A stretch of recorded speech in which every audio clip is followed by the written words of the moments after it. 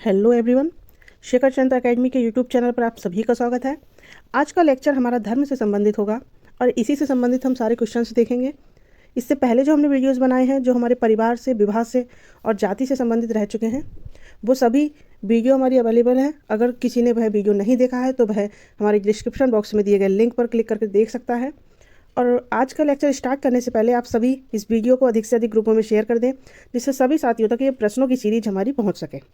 तो शुरू करते हैं। आज के हमारे प्रश्न हैं। क्वेश्चन नंबर 1 है हमारा, धर्म शब्द संस्कृत भाषा के किस धातु से बना है? ऑप्शन ए घा धातु से, ऑप्शन बी द्रा धातु से, ऑप्शन सी धा धातु से, ऑप्शन डी भा धातु से। तो इसका हमारा आंसर होगा ऑप्शन नंबर बी, द्रा धातु से। चलते हैं हम अपने नेक्स्ट क्वेश्चन की ओर। क्वेश्चन नंबर 2 है हमारा, धर्म का लैटिन भाषा का शब्द क्या है? रिलीजियो, ऑप्शन बी रिलीजियो, ऑप्शन सी रिलीजियो। तो देखिए इसका हमारा आंसर यही होगा, ऑप्शन नंबर सी, रिलीजियो। चलते हैं हम अपने नेक्स्ट क्वेश्चन की ओर। क्वेश्चन नंबर 3 है हमारा, ध्रा धातु का अर्थ क्या है? ऑप्शन ए पहना, ऑप्शन बी पन्ना, ऑप्शन सी धारण करना, ऑप्शन डी पहनना। तो इसका हमारा आंसर होगा ऑप्शन नंबर सी, धारण करना।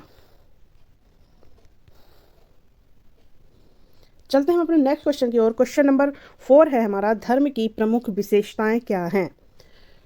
संगठन का एकीकरण, ऑप्शन बी धर्म में पवित्रता होती है, ऑप्शन सी धर्म में प्रतीक एवं वचनों का प्रयोग होता है, ऑप्शन डी इनमें से सभी। तो इसका हमारा आंसर होगा ऑप्शन नंबर डी, इनमें से सभी। इसके अलावा और भी हमारी धर्म की विशेषताएं होती हैं, जैसे संगठन का एकीकरण हो गया है, धर्म में पवित्रता है, धर्म में प्रतीक एवं वचनों का प्रयोग, अलौकिक शक्ति में विश्वास करते हैं धर्म में, और इस धर्म में जो है भावना को प्रमुखता दी जाती है, ना कि किसी तर्क को। और धर्म में निषेध भी पाए जाते हैं कि क्या करना चाहिए, क्या नहीं करना चाहिए। और धर्म में क्या है कि प्रतीक एवं वचनों का प्रयोग होता है। क्यों होता है? ताकि आस्था की अभिव्यक्ति हो सके। तो चलते हैं हम अपने नेक्स्ट क्वेश्चन की ओर। क्वेश्चन नंबर 5 है हमारा, धर्म एक आध्यात्मिक शक्ति है जो कि दैवीय या राक्षसी हो सकती है। दैवीय, यहाँ पर जो देवी है इसका मतलब यहाँ पर है धर्म एक आध्यात्मिक शक्ति है जो कि दैवीय या राक्षसी हो सकती है। ये कथन किसका है? ऑप्शन ए केतकर का, ऑप्शन बी माइकल का, ऑप्शन सी मदान का, ऑप्शन डी टायलर का। तो इसका हमारा आंसर होगा ऑप्शन नंबर डी, टायलर का। चलते हैं हम अपने नेक्स्ट क्वेश्चन की ओर। क्वेश्चन नंबर 6 हमारा है, धर्म एक अलौकिक शक्ति है, किसने कहा? ऑप्शन ए कूले ने, ऑप्शन बी जॉनसन ने, ऑप्शन सी माइकल ने, और ऑप्शन नंबर डी है हमारा केतकर ने। तो इसका हमारा आंसर होगा ऑप्शन नंबर बी, जॉनसन ने। जॉनसन ने कहा कि धर्म एक अलौकिक शक्ति है। चलते हैं हम अपने नेक्स्ट क्वेश्चन की ओर। क्वेश्चन नंबर 7 है हमारा, धर्म के लाभ कौन कौन से हैं, या बेनिफिट इसके कौन कौन से होते हैं? सामाजिक नियंत्रण, ऑप्शन बी सामाजिक एकता, ऑप्शन सी समाज की प्राथमिक संरचना प्राइमरी स्ट्रक्चर, ऑप्शन डी ये सभी। तो इसका आंसर होगा हमारा ऑप्शन नंबर डी, सभी। धर्म के लाभ होते हैं सामाजिक नियंत्रण, सामाजिक एकता, समाज की प्राथमिक संरचना, और क्या है? समाज कल्याण करता है, समाज कल्याण करता है। और दूसरा क्या है? आर्थिक नियंत्रण। धर्म में लाभ क्या है? आर्थिक नियंत्रण भी होता है, और इसके साथ साथ क्या होता है? व्यवहार पर नियंत्रण भी होता है। व्यवहार पर नियंत्रण, समाजीकरण में सहायता, ऐसे बहुत से लाभ हैं जो हमारे धर्म से संबंधित है। क्वेश्चन नंबर 1 है हमारा, धर्म के दोष कौन कौन से हैं? ऑप्शन ए अंधविश्वास से परिपूर्ण है धर्म, विज्ञान के विरुद्ध है पूर्णतया, सी धर्म सामाजिक समस्या उत्पन्न करता है, डी उपरोक्त सभी। इसका हमारा आंसर होगा ऑप्शन नंबर डी, उपरोक्त सभी। चलते हैं हम अपने नेक्स्ट क्वेश्चन की ओर। क्वेश्चन नंबर 9 है हमारा, धर्म अति मानवीय शक्तियों के प्रति मनोवृत्ति है, ये कथन किसका है? ऑप्शन ए नेस्फील्ड का, ऑप्शन बी होकार्ट का, ऑप्शन सी सेनार्ट का, ऑप्शन नंबर डी ऑकबर्न का। देखिए इसका हमारा आंसर होगा ऑप्शन नंबर डी, ऑकबर्न का। चलते हैं हम अपने नेक्स्ट क्वेश्चन की ओर। क्वेश्चन नंबर 10 है हमारा, धर्म जैसा कि हम समझते आए हैं से केवल मानव के बीच का संबंध ही नहीं, एक उच्चतर शक्ति के प्रति मानव का संबंध भी सूचित होता है। किसने कहा? Option A GS. धुरिये ने, केलकर का कथन है, अब्बे डुबाई का, मैकाइवर का। तो इसका हमारा आंसर होगा ऑप्शन नंबर डी, मैकाइवर का। मैकाइवर को हम इस तरह से लिखते हैं, मैकाइवर। चलते हैं हम क्वेश्चन नंबर अपने 11 की ओर। 11 क्वेश्चन है हमारा, धर्म पवित्र वस्तुओं से संबंधित विश्वासों और आचरणों की वह समग्र व्यवस्था है जो इन पर विश्वास करने वाले को एक नैतिक समुदाय में संयुक्त करती है। ध्यान दीजिए, धर्म पवित्र वस्तुओं से संबंधित विश्वासों और आचरणों की वह समग्र व्यवस्था है जो इन पर विश्वास करने वाले को एक नैतिक समुदाय में संयुक्त करती है। ये कथन किसका है? ऑप्शन ए रिजले का, ऑप्शन बी धुरिये का, ऑप्शन सी दुर्खीम का, ऑप्शन डी नेस्फील्ड का। तो इसका हमारा आंसर होगा ऑप्शन नंबर सी, दुर्खीम का। चलते हम अपने नेक्स्ट क्वेश्चन की ओर। क्वेश्चन नंबर 12 है हमारा, धर्म वास्तविकता की भयावह विलक्षण अभिव्यक्तियों के प्रति सहज प्रक्रिया है। ये कथन किसका है? धर्म वास्तविकता की भयावह विलक्षण अभिव्यक्तियों के प्रति सहज प्रक्रिया है। ये कथन किसका है? ऑप्शन ए तुर्खीम का, ऑप्शन बी पेज का, ऑप्शन सी लोबी का, ऑप्शन डी उपरोक्त सभी। इसका आंसर हमारा होगा ऑप्शन नंबर सी, लोबी का। चलते हैं हम अपने नेक्स्ट क्वेश्चन की ओर। क्वेश्चन नंबर 13 है हमारा, रैंडिन के अनुसार धर्म के कौन से दो भाग होते हैं? ऑप्शन ए शरीर क्रिया संबंधी। रैंडिन के अनुसार धर्म के कौन से दो भाग होते हैं? ऑप्शन ए शरीर क्रिया संबंधी, ऑप्शन बी मनोवैज्ञानिक, ऑप्शन सी दोनों, ऑप्शन डी उपरोक्त में से कोई नहीं। तो इसका हमारा आंसर होगा ऑप्शन नंबर सी, दोनों। रैंडिन के अनुसार धर्म के दो भाग होते हैं, जिसमें पहला भाग होता है शरीर क्रिया संबंधित और दूसरा भाग होता है मनोवैज्ञानिक। तो शरीर क्रिया संबंधित भाग में कुछ क्रियाएं होती हैं जिससे इसे शरीर क्रिया संबंधी नाम दिया गया है, जिसमें सबसे पहला है हमारा घुटने टेकना, आंखें बंद करना, चरण स्पर्श करना, मंदिर जाना, पूजा पाठ करना, दक्षिणा देना, संस्कार करना आदि इसी के द्वारा अभिव्यक्त होते हैं। और दूसरा हमारा है मनोवैज्ञानिक। धर्म का दूसरा भाग हमारा मनोवैज्ञानिक है, जिसमें कुछ विश्वासों और परंपराओं के प्रति भावुकता सम्मिलित होती है, जो हमारी मनोवैज्ञानिक तरीके से परिपूर्ण होती हैं। तो चलते हैं हम अपने नेक्स्ट क्वेश्चन की ओर। क्वेश्चन नंबर 14 है हमारा। चलते हैं हम अपने नेक्स्ट क्वेश्चन की ओर। क्वेश्चन नंबर 14 है हमारा, एंडरसन और पार्कर द्वारा प्रत्येक धर्म में कितने प्रमुख तत्व होते हैं? Option A 3, option B 2, option C 4, option D 5। इसका हमारा आंसर होगा ऑप्शन नंबर सी, 4। एंडरसन और पार्कर के द्वारा प्रत्येक धर्म में 4 तत्व सम्मिलित होते हैं। और वो 4 तत्व कौन कौन से हैं? देखिए यहाँ पर मैं नोट कर देती हूँ। पहला हमारा है अति प्राकृतिक शक्तियों में विश्वास। अति प्राकृतिक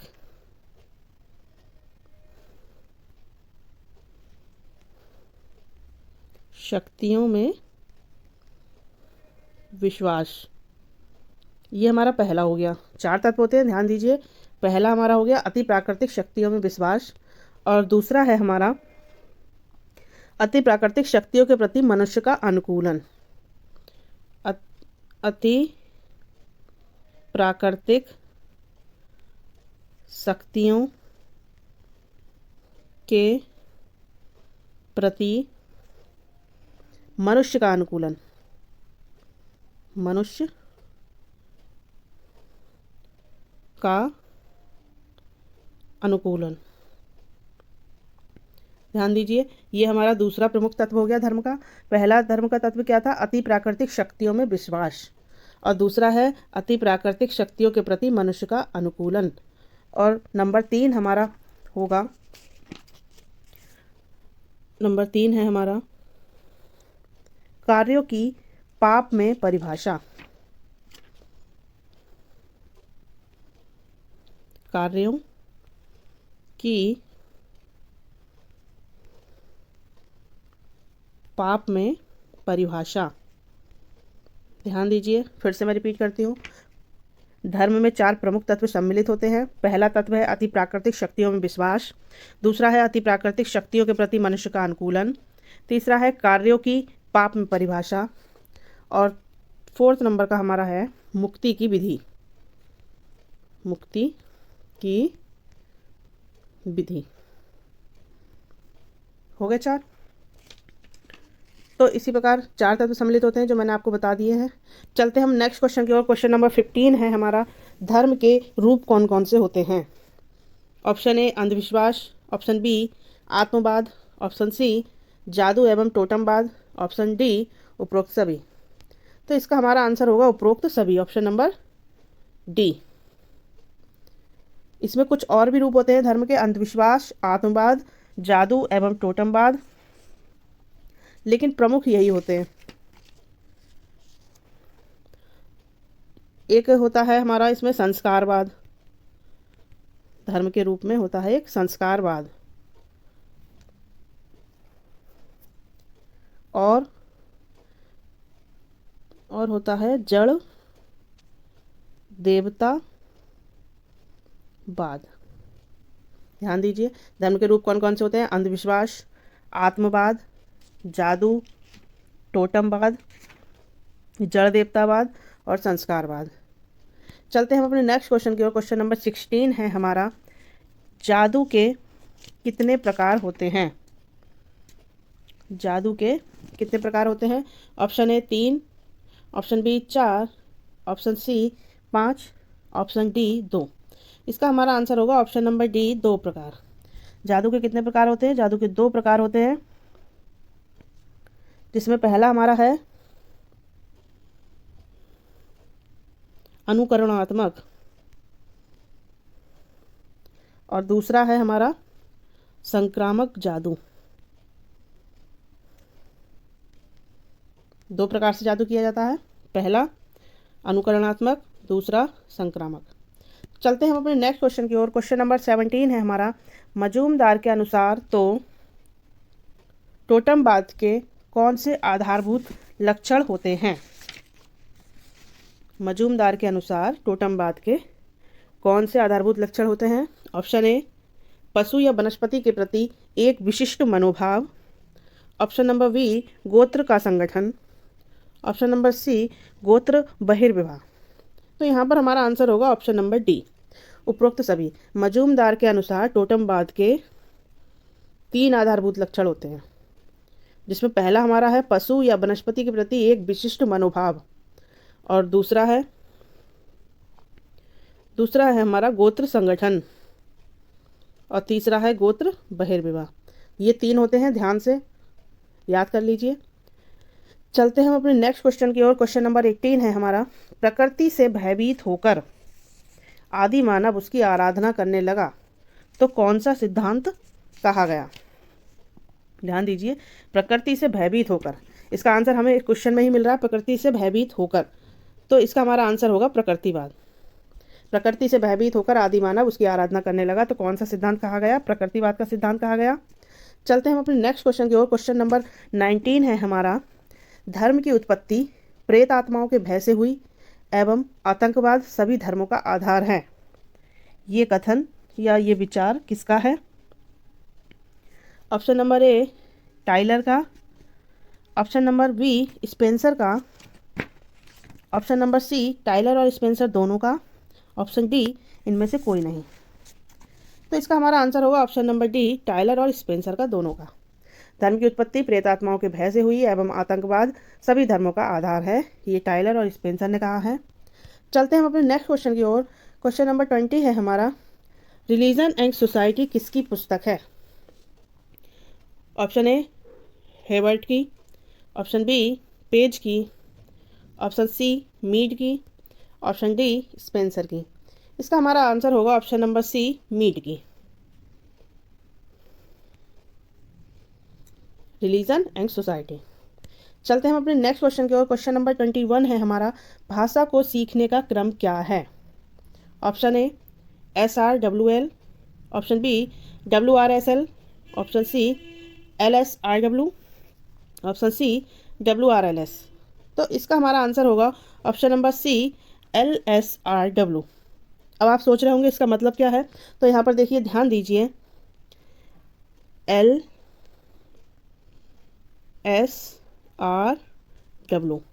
यहाँ पर हमारा L का मतलब होगा लर्निंग,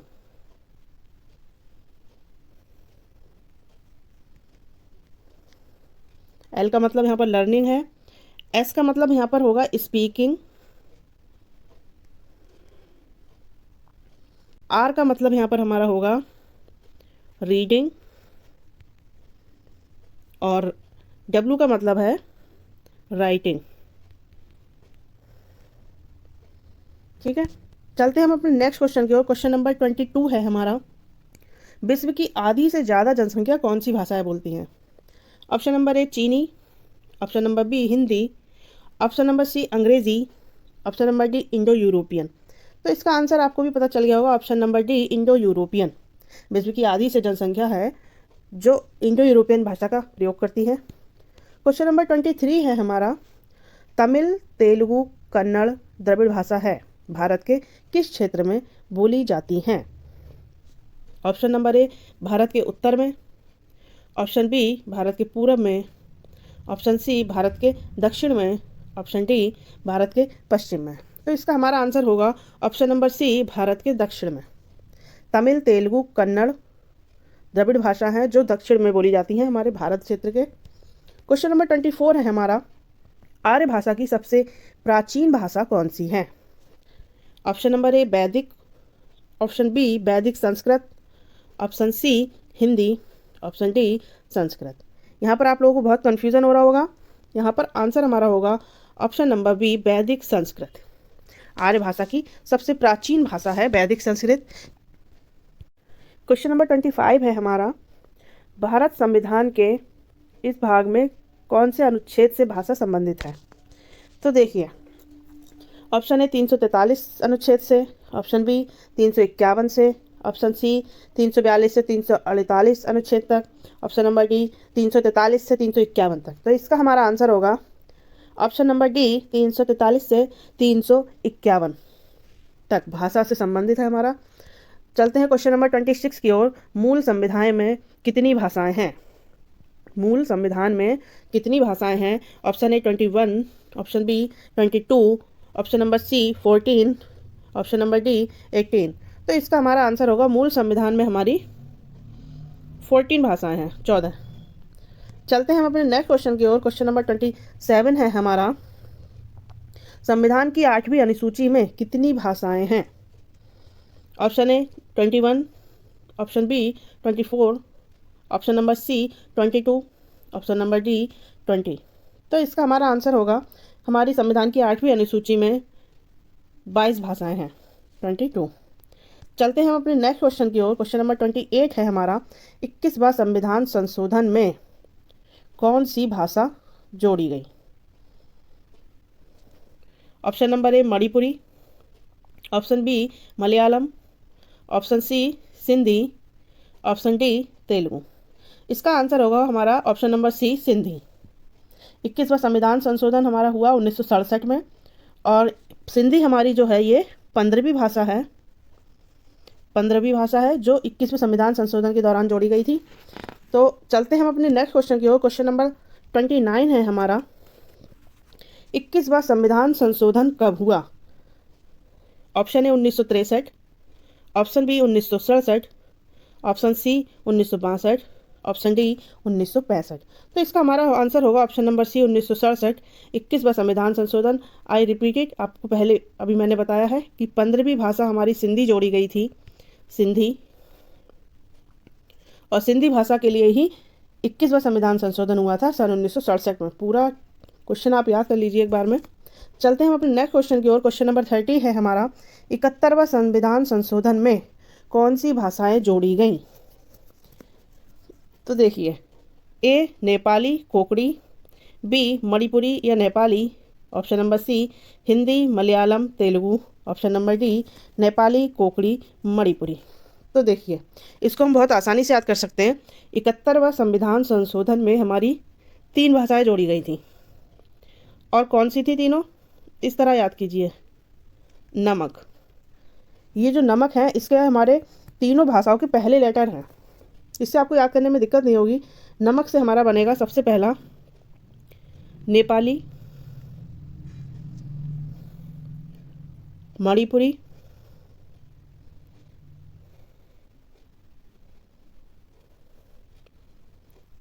और कोंकणी। देखिए, ना से नेपाली, माँ से मणिपुरी, का से कोंकणी, नमक। ये हमारी शॉर्ट ट्रिक है, नमक से बनती है। 71वां संविधान संशोधन में 3 भाषाएं जोड़ी गई, नेपाली, मणिपुरी, कोंकणी। तो इस तरह हमारा आंसर होगा option number D, Nepali, Konkani, Manipuri. चलते हैं अपने नेक्स्ट क्वेश्चन की ओर। क्वेश्चन नंबर 31 है हमारा, 92 अर्थात 92वां संविधान संशोधन कब हुआ? ऑप्शन ए 2004 में, ऑप्शन बी 2002 में, ऑप्शन सी 2003 में, ऑप्शन डी 2005 में। इसका हमारा आंसर होगा ऑप्शन नंबर सी, 2003 में। 92वां संविधान संशोधन हमारा 2003 में हुआ। क्वेश्चन नंबर 32 है हमारा, तमिल भाषा कब संविधान में जोड़ी गई? ऑप्शन ए 2004 में, ऑप्शन बी 2003 में, ऑप्शन सी 2002 में, ऑप्शन डी 2005 में। तो तमिल भाषा हमारे संविधान में जोड़ी गई, ऑप्शन नंबर ए है हमारा 2004 में। 2004 में तमिल भाषा जोड़ी गई। तो यहाँ पर हम कुछ भाषाएं देख लेते हैं कब जोड़ी गई। तो हमारी जो संस्कृत भाषा है, संस्कृत, ये हमारे संविधान में कब जोड़ी गई? शास्त्रीय भाषा है ये हमारी, 2005 में। और मलयालम हमारी जोड़ी गई थी 2013 में। ठीक है, 2013 में मलयालम, संस्कृत 2005 में, तमिल 2004 में, तेलुगु व कन्नड़, ये देखिए तेलुगु और कन्नड़ जो भाषा है हमारी, ये जोड़ी गई 2008 में। ध्यान दीजिए, संस्कृत भाषा हमारी 2005 में, मलयालम 2013 में, तेलुगु और कन्नड़ जो भाषा है 2008 में जोड़ी गई। और अब बचती है हमारी एक उड़िया भाषा जो है, ये जोड़ी गई 2014 में। ठीक है, तो ये हमारी शास्त्रीय भाषा थी 4, तमिल, संस्कृत, तेलुगु, कन्नड़ और मलयालम, उड़िया। तो ये तमिल जोड़ी गई 2004 में, संस्कृत 2005 में, तेलुगु व कन्नड़ 2008 में, मलयालम 2013 में और उड़िया 2014 में। तो इस तरह से आज के हमारे सारे क्वेश्चंस कंप्लीट हो चुके हैं, जो कि 32 क्वेश्चन थे। आज आपने धर्म टॉपिक से संबंधित पूरे 32 क्वेश्चन देख लिए और कुछ एक्स्ट्रा भी। और ये सभी प्रश्न हमारे ग्रेजुएशन, पोस्ट ग्रेजुएशन तथा कंपटीशन लेवल की बुक से बनाए गए हैं। अगर हमारे प्रश्न आप सभी को समझ में आ रहे हैं तो हमारी वीडियो को लाइक करें, साथ ही साथ आप इसके नोट्स भी बना सकते हैं। मुख्य सेविका परीक्षा से संबंधित आप किसी भी प्रश्न को पूछना चाहते हैं तो हमारे कमेंट बॉक्स में पूछ सकते हैं। हमारी टीम जो है वो आपको ज़रूर रिप्लाई देगी। और कल हम इससे आगे के टॉपिक से संबंधित प्रश्न देखेंगे। जिसने हमारे चैनल को अभी तक सब्सक्राइब नहीं किया है वह हमारे चैनल को सब्सक्राइब कर ले और बेल आइकन को प्रेस कर दें, जिससे हमारी आने वाली वीडियो का नोटिफिकेशन आप तक पहुंच सके। Thanks for watching.